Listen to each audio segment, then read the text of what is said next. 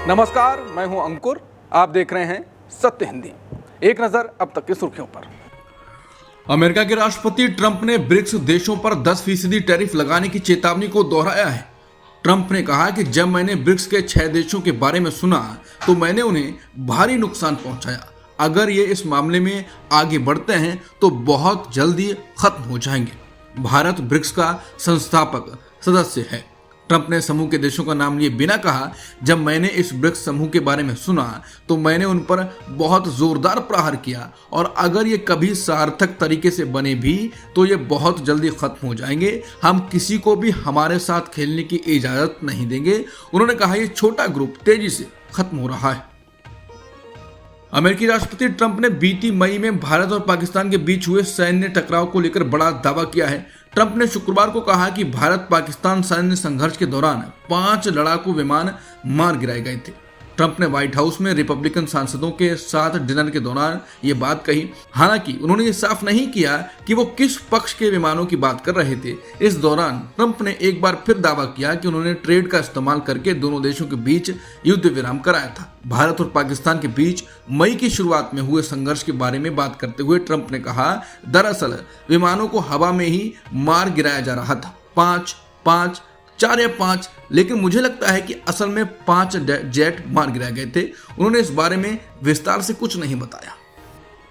ED ने भूपेश बघेल के बेटे चैतन्य बघेल को गिरफ्तार कर लिया। इस पर अब कांग्रेस नेता प्रियंका गांधी ने कहा है कि भाजपा सरकार ने छत्तीसगढ़ के सारे जंगल अडानी जी को समर्पित कर दिए हैं। पेशा कानून और एनजीटी के निर्देशों की धज्जियां उड़ाते हुए जंगलों को तबाह किया जा रहा है।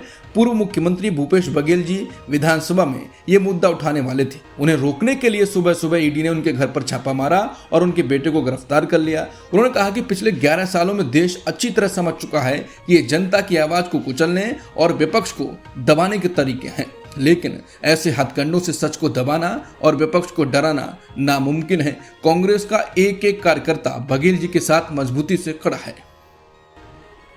राष्ट्रीय स्वयंसेवक संघ प्रमुख मोहन भागवत 4 दिनों के दौरे पर केरल जाने वाले हैं। आरएसएस चीफ का ये दौरा कई मायनों में खास होने वाला है। इस दौरे में संघ प्रमुख शिक्षा के क्षेत्र से जुड़े कई दिग्गजों से मुलाकात करने वाले हैं। आरएसएस चीफ जिस कार्यक्रम को संबोधित करने जा रहे हैं उसमें विश्वविद्यालयों के कुलपति, केंद्रीय संस्थानों के निदेशक, अखिल भारतीय तकनीकी शिक्षा परिषद के अध्यक्ष टीजी सीताराम, यूजीसी के उपाध्यक्ष और एनएएसी के निदेशक साथ साथ सरकारी प्रतिनिधियों के भी शामिल होने की उम्मीद है। दरअसल राष्ट्रीय शिक्षा नीति के कार्यान्वयन और पारंपरिक ज्ञान प्रणालियों को मजबूत करने की रूपरेखा तैयार करने के लिए 25 से 28 जुलाई तक केरल के कलाडी में 4 दिवसीय शिक्षा शिखर सम्मेलन आयोजित किया जाना है। इसका आयोजन आरएसएस से जुड़ा संगठन शिक्षा संस्कृति उत्थान न्यास कर रहा है। शिक्षा संस्कृति उत्थान न्यास की इस ज्ञान सभा में भारत भर के लगभग 300 चुनिंदा शिक्षाविदों के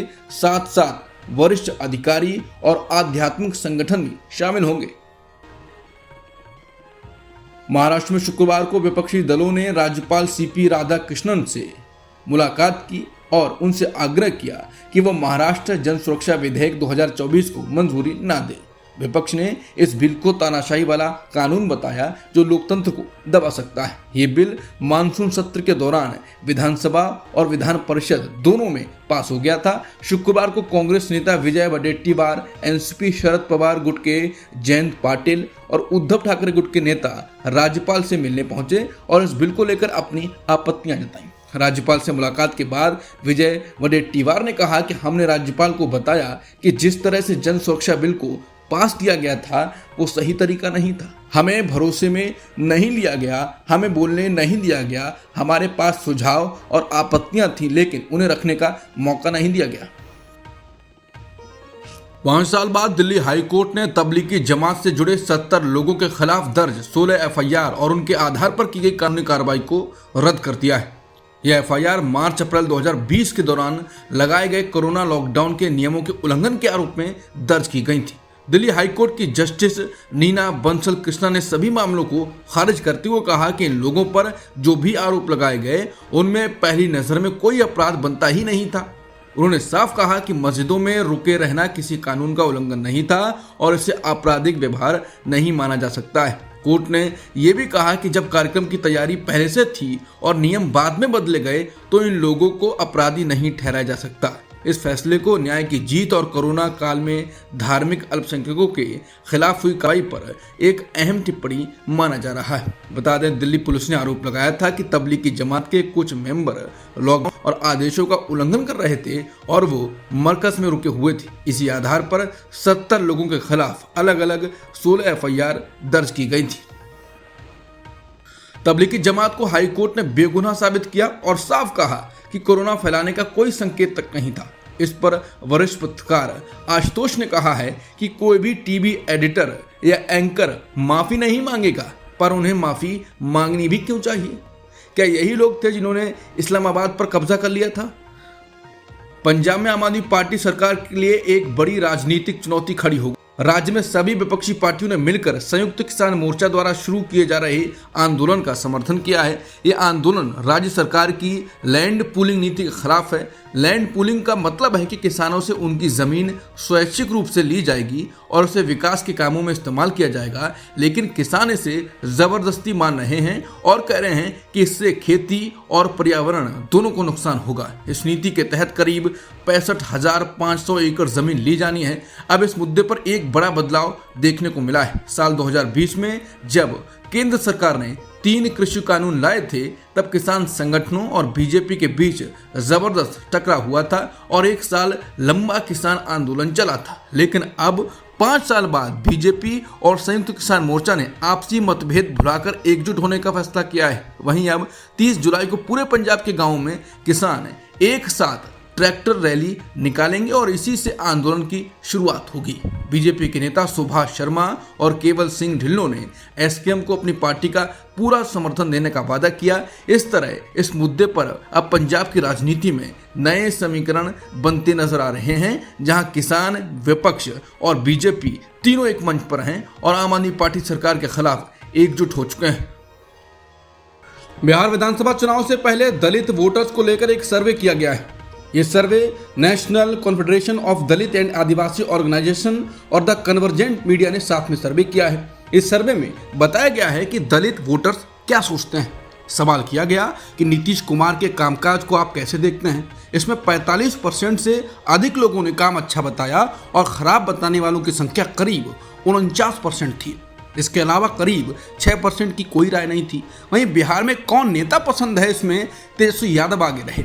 सर्वे के मुताबिक करीब 29% ने तेजस्वी को अपना पसंदीदा नेता बताया और करीब 26% ने चिराग पासवान को अपना पसंदीदा नेता बताया और करीब 23% ने नीतीश कुमार को बताया।